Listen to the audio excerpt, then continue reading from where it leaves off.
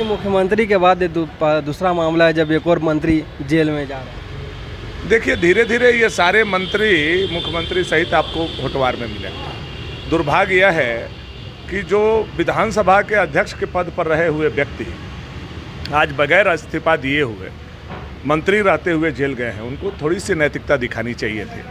तब जाकर के आने वाला समय में राजनीति में नैतिकता शब्द का महत्व बचा हुआ है। तो ये भी केजरीवाल के नक्शे कदम पे चल रहे हैं क्या?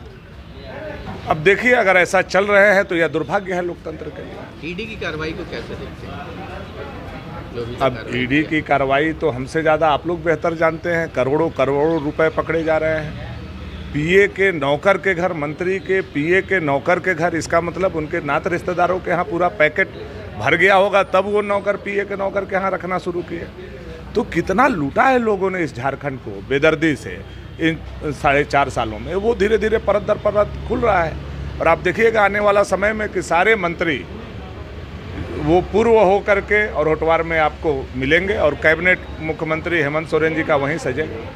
मतलब पूरा कैबिनेट वहीं पर रहेगी। अब आधा तो होने वाला है ना, बाकी लोग लाइन में हैं। देखते जाइए आगे आगे क्या हो रहा है। यही मोदी जी ने कहा है कि झारखंड को लूटने से हम लोगों को बचाना है। जनता को काम होगा तो कहाँ जाएंगे? वहीं जेल में होंगे। अब तो जेल में ही जाना पड़ेगा। अब तो हमको लगता है आय जाति निवास के लिए भी जेल में जाकर के साइन करवाना पड़ेगा। अब एक और कार्रवाई ईडी ने की है और मुख्यमंत्री तो गिरफ्तार हुई थी, अब उनके कैबिनेट मंत्री आलमगीर आलम की गिरफ्तारी हो गई है। कानून अपना काम कर रहा है और मोदी की गारंटी है जो गरीबों के पैसे, आदिवासियों के पैसे, दलितों के पैसे, पिछड़े वर्ग के पैसे को जो लूटने का काम करेगा, अपने तिजोरी को भरने का काम करेगा, उस तिजोरी से पैसे वापस कानून सम्मत ली जाएगी और उन पैसे को खर्च गरीबों के बीच में किया जाएगा। और कानून से ऊपर कोई नहीं। राजा हो चाहे रंक, कानून सबके लिए बराबर है। गरीबों के हक और हुकूक का कोई छीन करके जिन लोगों ने पैसे लिए हैं वो गरीबों के लिए मोदी जी कल्याणकारी योजनाओं के माध्यम से खर्च। दीपक जी, एक बड़ा प्रश्न है कि जो पैसे हैं, कहा यह जा रहा है कि वो अधिकारियों और नेताओं तक पहुंचता था, तो क्या अधिकारी भी इनकी जद में आ सकते हैं? अब निश्चित तौर पे आना ही चाहिए। अगर मंत्री नेता गिरफ्त में आ रहा है तो इसका माध्यम कौन है? किसने फाइल पर गलत हस्ताक्षर किए? किसने टेंडर घोटाले में केवल नेता के साथ सफेद पोश अफसर, वरिष्ठ नौकर साहब इसमें शामिल है।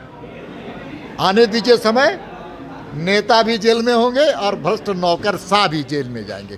ठीक है सर। अच्छा, ईडी की कार्रवाई भाजपा के नेताओं तक क्यों नहीं पहुंचती है? कांग्रेस का ये आरोप है। पैसे उनके घर में रहते हैं तो कहां से बरामद होंगे? उन्हीं के घर में जयराम पैसे। रमेश भी कह रहे थे ये कार्रवाई सिर्फ छापे पड़ते हैं तो अवैध काले पैसे वहां से निकलते हैं कि नहीं निकलते, इसका क्या जस्टिफिकेशन है? क्या वो पैसे गरीब के नहीं, दलितों के नहीं, आदिवासियों के नहीं है? सरकारी पैसे को लूट नहीं की गई है? और जो पकड़े गए उनके गवाह कहीं ना कहीं एविडेंस है। और अगर एविडेंस नहीं है तो कानून न्यायपालिका में जाए, न्यायपालिका निर्णय देगी। आज इनके कई शागिर्द जेल में हैं, कहाँ बेल जमानत तो नहीं मिल पा रहा है।